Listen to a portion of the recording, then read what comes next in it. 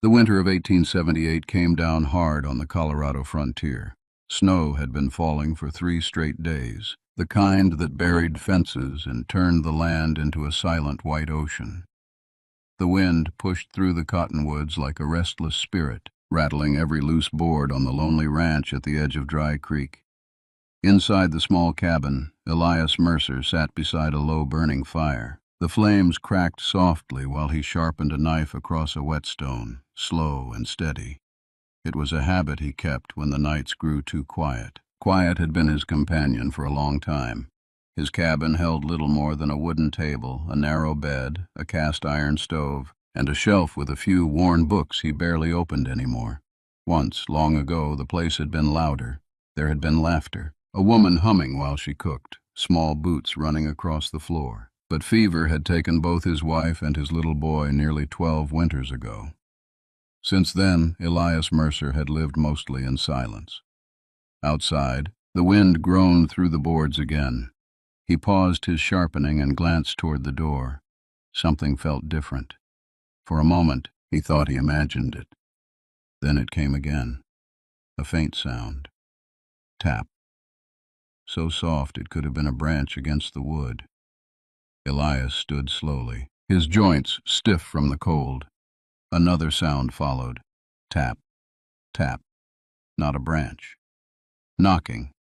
But it wasn't the firm knock of a grown man. It was weaker, unsteady. Elias set the knife down and reached for the lantern beside the door. The moment he opened it, the wind shoved snow inside the cabin. The world outside had turned white and gray, the night thick with swirling flakes.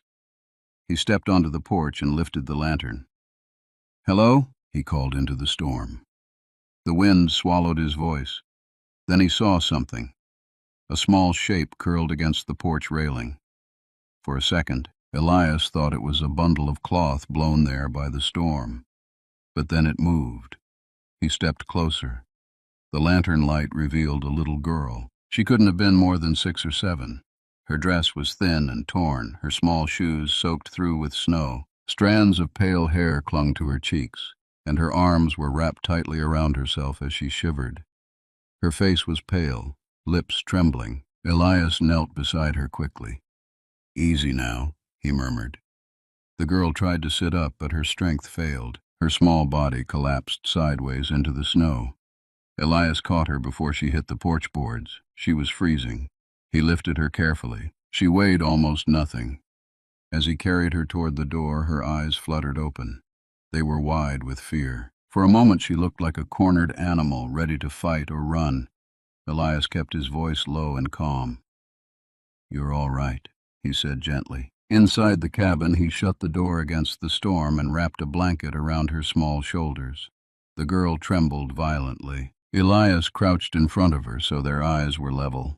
Snowflakes melted on the brim of his hat and slid down the worn leather of his coat. "What's your name, little one?" he asked softly. The girl didn't answer. Her gaze darted toward the door, like she expected someone to burst through it. Elias followed her glance, then looked back at her. "No one's coming in here tonight," he said. Her lips quivered. For a moment she tried to speak, but the words wouldn't come. Elias poured a little warm water from the kettle into a tin cup and held it out. "Drink slow," he said. Her hands shook so badly he had to steady the cup for her. She took a few tiny sips. Then suddenly her eyes filled with tears. Not loud crying, just silent tears rolling down her cheeks. Elias felt something tighten in his chest. He had seen that kind of fear before. In soldiers, in wounded horses, in people who had been hurt too long. He gently placed his hands on her small shoulders. "Listen to me," he said quietly. "You're safe here." The girl looked up at him. For the first time she truly focused on his face. Her voice came out in a faint whisper. "They hurt me." The words barely reached the air.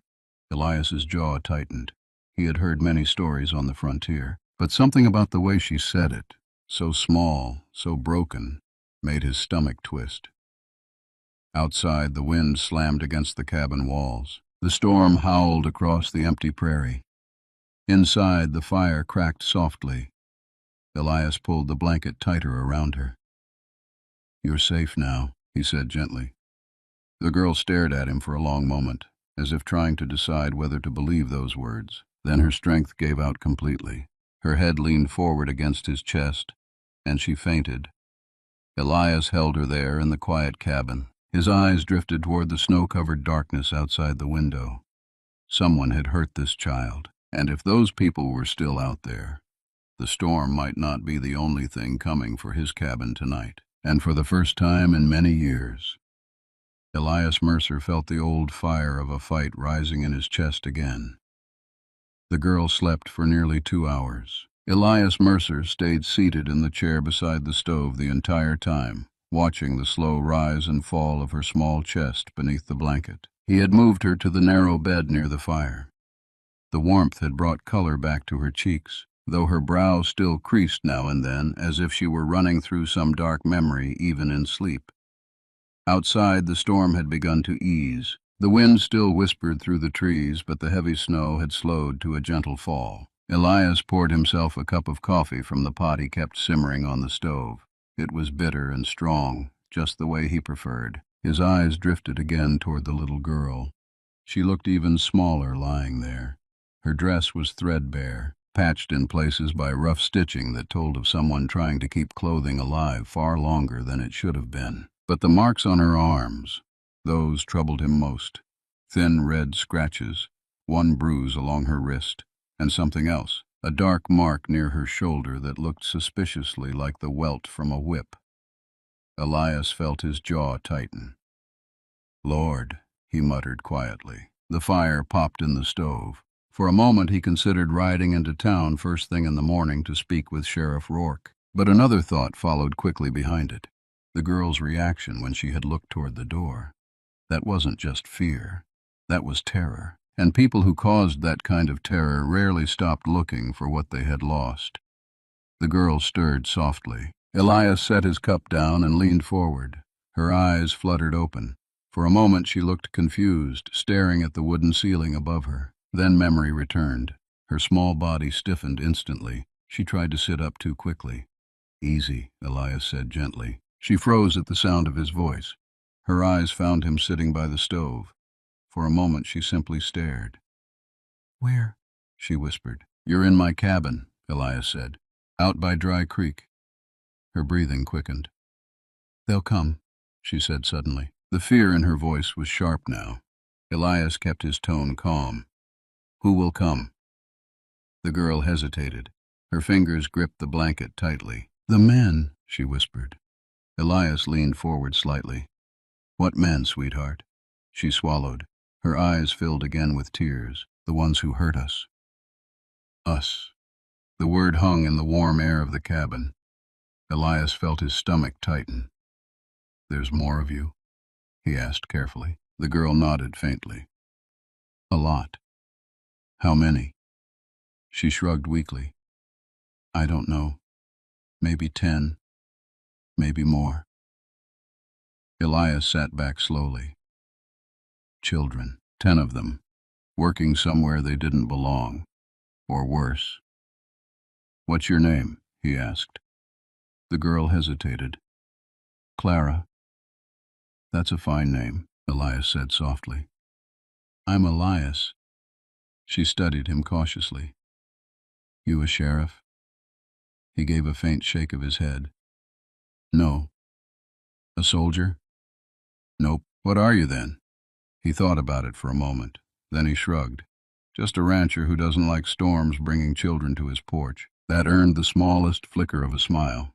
It vanished quickly. "They'll come," Clara whispered again. Elias leaned forward. "Why do you think that?" "Because they always do." Her voice had that distant sound again. The sound of someone remembering something too many times. "They watch us," she continued quietly. "All the time." Elias let the silence sit for a moment. "Where did you come from tonight?" he asked. Clara looked toward the window, even though it was dark outside. "The ranch." "What ranch?" She shook her head. "I don't know its name. Can you tell me where it is?" "There's a big barn," she said slowly, "and a red windmill." Elias frowned slightly. "There's a lot of windmills in this country." There's a river, she added. Not big, but fast. His mind began turning. There were only 2 creeks near enough that a child might reach his cabin through snow. One ran north. The other curved east toward the foothills. How did you get away? He asked gently. Clara hesitated.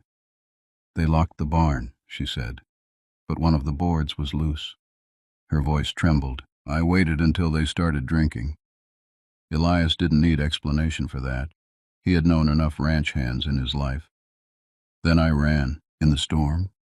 She nodded. I didn't know where to go. Her small hands trembled again. I just ran. Elias looked down at the floor. 6 years old, running alone through a blizzard. He had known grown men who wouldn't have survived that. You did real brave, he said quietly. She didn't respond. Her gaze stayed fixed on the door again.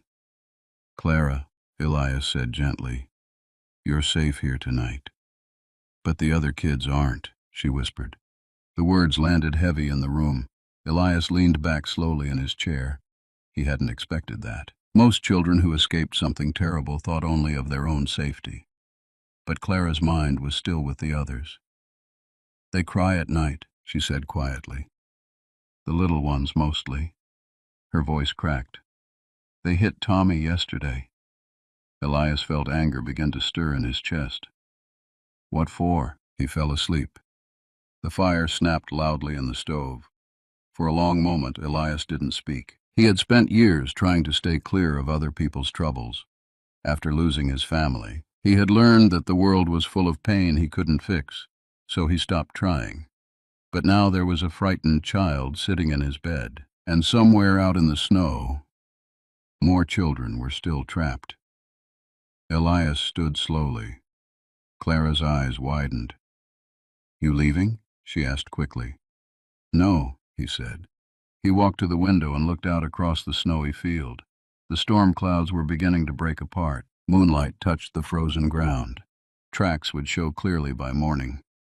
Elias rubbed his chin. How long do you think it took you to run here? He asked. Clara thought for a moment. A long time. Hours? She nodded. That meant the ranch could be anywhere within 10 miles, maybe less. Elias turned back toward the girl. Clara, did the men have horses? Yes. How many? 3, maybe 4. And guns? She nodded again. Big ones, rifles. Elias walked slowly to the door. He slid the bolt open and stepped onto the porch. The night had grown quiet. Snow covered everything. No tracks yet, but that didn't mean there wouldn't be. Men who lost valuable property tended to come looking, and if Clara had escaped tonight, they might already be searching. Elias stepped back inside and shut the door. Clara was watching him carefully. What are you doing? She asked. He walked over and pulled his old rifle down from the wall. The familiar weight settled into his hands. Making sure no one bothers us tonight, he said. Clara studied the rifle. Then she looked back at him. You gonna send me back? She asked quietly. The question stopped him. Elias met her eyes. No, he said firmly. Her shoulders relaxed just slightly, but the fear hadn't fully left her face. Sleep now, Elias told her gently. You're worn out. She lay back slowly beneath the blanket, but before closing her eyes, she whispered something that made Elias's stomach tighten again. They ride out when someone runs. Elias looked down at her. What do you mean? Her voice was barely a breath. They hunt. Silence filled the cabin. Outside, somewhere far across the snowy prairie, a faint sound drifted through the night. The distant echo of horses. The sound of horses faded almost as quickly as it had appeared. Elias Mercer stood still inside the cabin listening. His ears had learned patience over decades on the frontier. A careless man reacted too quickly. A careful man waited. The night returned to silence. Still, Elias did not relax. He stepped quietly to the window again, pushing aside the edge of the curtain just enough to see the snowy pasture stretching toward the tree line. Nothing moved. But that didn't mean the riders weren't out there. Men hunting something rarely rode straight to the door. They circled, watched, tracked. Behind him, Clara's breathing had slowed again. She had drifted back into sleep, exhaustion claiming her once more. Elias looked over at the little girl lying in his bed. Her small hand still clutched the blanket as if it might disappear if she loosened her grip. He felt something heavy settle inside his chest. The frontier had always been a rough place. Men fought over land, over cattle, over pride. But children weren't supposed to be part of that world. Yet Clara had said something that would not leave his mind. They hurt us. Not just her. Us. Elias stepped quietly to the table and lit a second lantern. Then he reached for the old map rolled beneath a stack of papers. He spread it out across the table. The lines were faded from years of folding and unfolding, but the creeks and ranch trails were still clear enough. He traced a finger along Dry Creek, then outward. If Clara had run for hours through a storm, she might have covered 4 miles.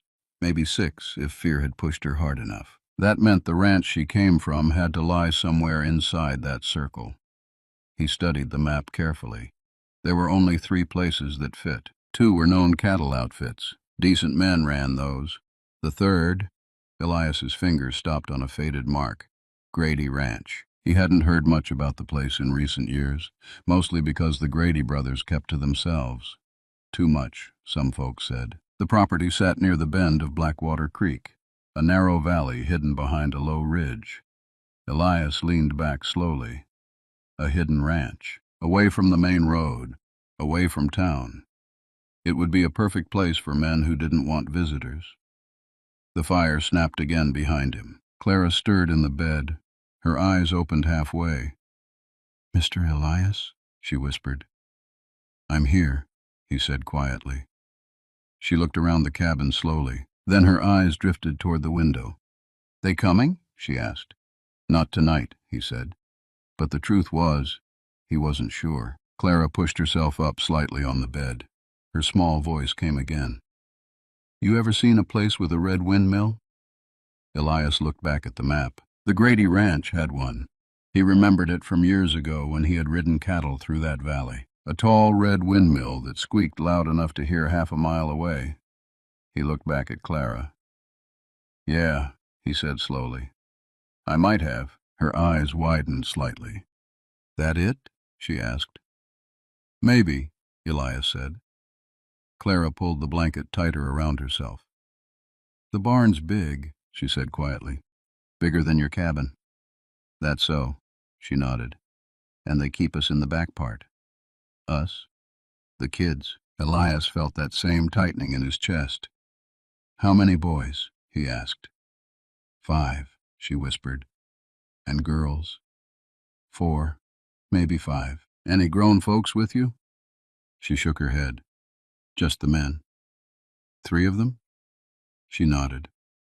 "Sometimes 4 when the big one comes." "The big one?" He don't stay much," she said, "but the others listen to him." Elias folded his arms slowly. 3 men, maybe 4, holding a barn full of children. His eyes drifted again to the rifle leaning against the wall, then back to the map. Years ago, Elias Mercer had been known for something: tracking. He had followed outlaws across deserts and mountains when the law needed someone quiet and patient. But that had been a long time ago. He had buried that life when his family died. He had sworn never to pick up that work again. But Clara's next words made that promise feel suddenly very small. "They hurt Tommy bad yesterday." Elias looked at her. "How bad?" Clara swallowed. He couldn't stand up after. Silence filled the cabin. Elias slowly rolled the map closed. His mind was no longer debating. The decision had already been made. He walked to the stove and added another log to the fire. Then he crouched beside the bed again. "Clara," he said gently. She looked up at him. "You did a brave thing running here." Her eyes filled again. "I left them," she whispered. "They told me to." "Who did?" "The older boy, Jacob." She wiped at her nose. "He said if I got away, maybe someone would help." Elias rested a hand lightly on her shoulder.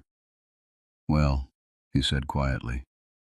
"Jacob picked the right direction." Clara studied his face carefully. "You gonna help them?" she asked. The question hung in the warm air between them. Elias thought about the quiet life he had built for himself, the peaceful years, the distance he had kept from trouble. Then he thought about 10 frightened children locked inside a barn, and men who beat them for falling asleep. He stood up slowly, walked to the rifle, checked the chamber, loaded it. Clara watched him carefully. "You going now?" she asked. Elias pulled his heavy coat from the wall. "No," he said. "Not tonight." He glanced toward the dark window. "They'll be watching for you." Clara lowered her head. "But tomorrow—" Elias slung the rifle over his shoulder. "Tomorrow we find that ranch." A flicker of hope crossed Clara's face for the first time, but before she could say anything more, a sudden sound shattered the quiet. Hooves, much closer this time, right outside the cabin. Elias's hand moved instantly to the rifle. A man's voice echoed through the snowy night. "Anyone home in there?" Elias's eyes hardened. Clara's face turned pale. And then the man outside called again. "We're looking for a little girl." The cabin went completely still. Elias Mercer didn't move. Outside, the horses shifted in the snow, their hooves crunching softly against the frozen ground. Clara's small fingers clutched the blanket so tightly her knuckles turned white. The man outside called again. "Anyone home?" His voice carried the rough confidence of someone used to getting answers. Elias stepped toward the door slowly, rifle in hand but held low. He glanced once at Clara. "Not a sound," he whispered. She nodded quickly, eyes wide with fear. Elias reached the door and slid the bolt aside just enough to open it a few inches. Cold air rushed into the cabin. 3 riders waited in the moonlit yard. Their horses breathed clouds into the night air. The man in front leaned forward in his saddle. He wore a heavy coat and a dark beard that looked stiff with frost. "Evening," he said. Elias rested his arm casually against the doorframe. "Evening." "We're looking for a girl," the rider said. "Little thing, blonde hair." Elias frowned slightly as if thinking. "Girl? Ran off from our ranch this afternoon," the man continued. "Storm must have scared her. We're just trying to bring her home." Behind him, the other 2 riders watched silently. Elias studied their faces. Hard men. Not ranch hands worried about a lost child. Hunters. "Can't say I've seen anyone," Elias said calmly. The bearded man leaned a little closer in the saddle. "You sure about that?" Elias shrugged. "Been snowing all night. Haven't stepped outside much." The man's eyes drifted past Elias toward the warm glow inside the cabin. "You mind if we take a look?" Elias's hand shifted slightly on the rifle. "I do, actually." Silence stretched between them. The wind rustled through the trees behind the cabin. One of the riders behind the bearded man spat into the snow. "You hiding something, old man?" he muttered. Elias's voice remained steady. "Just tired of strangers knocking on my door after midnight." The bearded rider studied him for a long moment. Then his gaze dropped briefly to the rifle. He recognized it, not just the weapon, the way Elias held it. Men who had spent years with guns could spot another like them. "You Elias Mercer?" the man asked suddenly. Elias didn't answer right away. Then he nodded once. The man's lips curled into a thin smile. "Heard about you." "That's so. Used to track people for the law." "Used to." The rider chuckled softly. "Well, if you see that little girl, you send her back our way." His tone changed slightly then, less polite, more warning. "She belongs to us." Elias's eyes hardened. "Ain't how children work." The rider's smile vanished. For a moment it looked like the conversation might turn ugly. Then the man tugged his horse's reins. "We'll find her," he said. The riders turned and began moving back toward the trail. But before disappearing into the darkness, the bearded man called back over his shoulder, "She won't survive the cold out here alone." The sound of hooves faded slowly into the night. Elias stood on the porch long after they were gone, watching, listening, making sure they didn't circle back. Finally, he stepped inside and shut the door. Clara sat upright in the bed now, trembling. "They were here," she whispered. Elias nodded. "You know them?" "The tall one," she said softly. "He's one of them." Elias removed his coat slowly. "Well," he said quietly, Now we know for certain. Clara looked confused. Know what? That you came from the right place? She hugged the blanket closer. You still going tomorrow? Elias looked at the rifle leaning against the table. Yeah, he said. I am. But they'll be watching. Probably. Then how you gonna get there? Elias smiled faintly. There's more than one trail in this country. Matin. Morning came gray and bitter cold. The storm had cleared, leaving the prairie buried beneath deep snow that glittered under the rising sun. Elias saddled his horse in the small barn behind the cabin. Clara stood in the doorway watching him. You ever ride? He asked. She shook her head. Well, he said, tightening the saddle strap, today you learn. Her eyes widened slightly. You taking me? Can't leave you here, he said. They'll come back. Clara hesitated. But the other kids... Elias looked toward the distant hills. That's where we're headed. By midday, they reached the ridge overlooking Blackwater Creek. Elias pulled his horse to a stop. Below them lay a narrow valley surrounded by low hills. And there, standing near a weathered barn, a tall red windmill turned slowly in the winter wind. Clara gasped quietly. That's it. Elias studied the ranch carefully. Smoke drifted from a chimney. 3 horses stood tied near a corral. He could see 2 men moving between the barn and the house, but what caught his attention most was the small set of footprints leading to the back of the barn. Too many for ranch hands. Children. Elias slid down from his saddle. We wait until dark, he said. Clara nodded. They settled behind the ridge as the sun slowly sank across the snowy valley. Hours passed. Finally, night wrapped the ranch in shadow. Lantern light flickered faintly from the house. Elias checked the rifle again. Then he looked down at Clara. You stay right here, he said. But I'll bring them out. Her small voice trembled. You promise? Elias knelt in front of her. I promise. Then he stood and began walking down the dark slope toward the barn. The windmill creaked slowly above him. The barn door loomed ahead, and inside, faint voices drifted through the wooden walls. Children. Elias gripped the rifle tighter.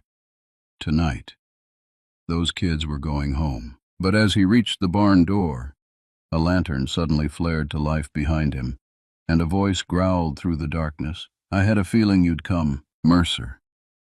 Elias Mercer stopped walking. Slowly he turned. A lantern glowed behind him, its yellow light cutting through the cold darkness. Standing beside the corral fence was the tall, bearded rider from the night before. The man held the lantern high in one hand. In the other rested a rifle. 2 more men stepped out from the shadows of the ranch house. They had been waiting. I had a feeling you'd come. Mercer, the bearded man said with a crooked smile. Elias didn't raise his rifle yet. Then you should have packed up and left while you had the chance, Elias replied quietly. The man chuckled. You're a long way from your porch. So are those kids. For a moment the wind was the only sound. The windmill above the barn creaked slowly as it turned. The bearded man's smile faded. You always did stick your nose where it don't belong. Children being beaten tends to do that. The man's eyes hardened. They're workers. They're kids. One of the other men spat into the dirt. You ain't walking away from this, old man. Elias finally lifted the rifle. The movement was calm, controlled, the kind of motion that comes from years of practice. You'd be surprised what I walk away from, he said.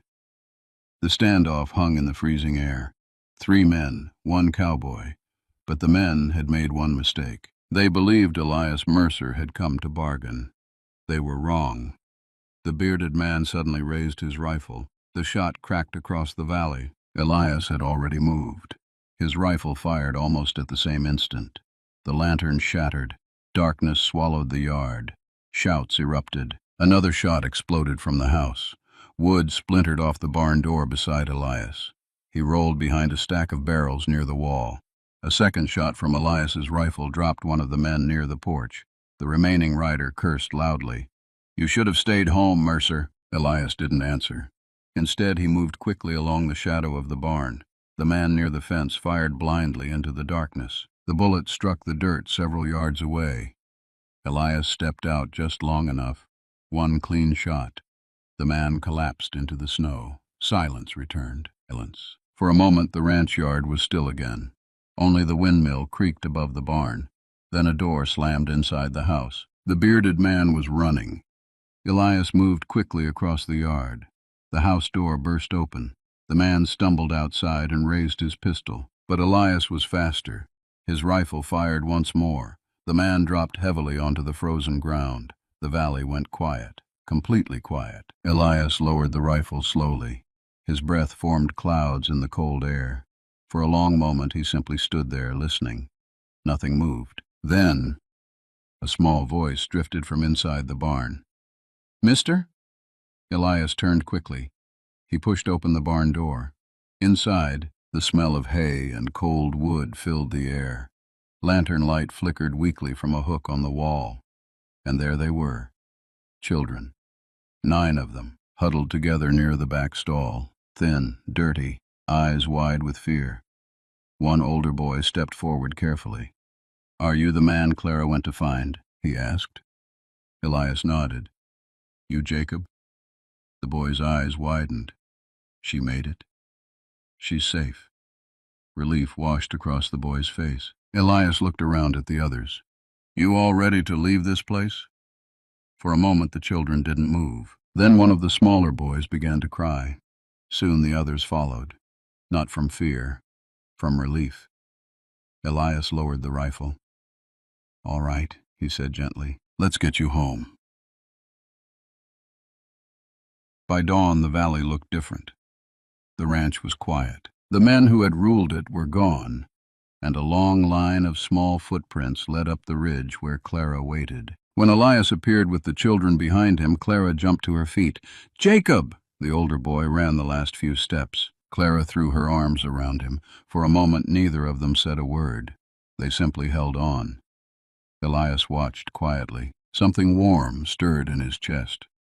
Something he hadn't felt in a very long time. 2 days later, the small town of Dry Creek buzzed with the news. Sheriff Rourke had little choice but to arrest the last surviving ranch hand who had been hiding in town.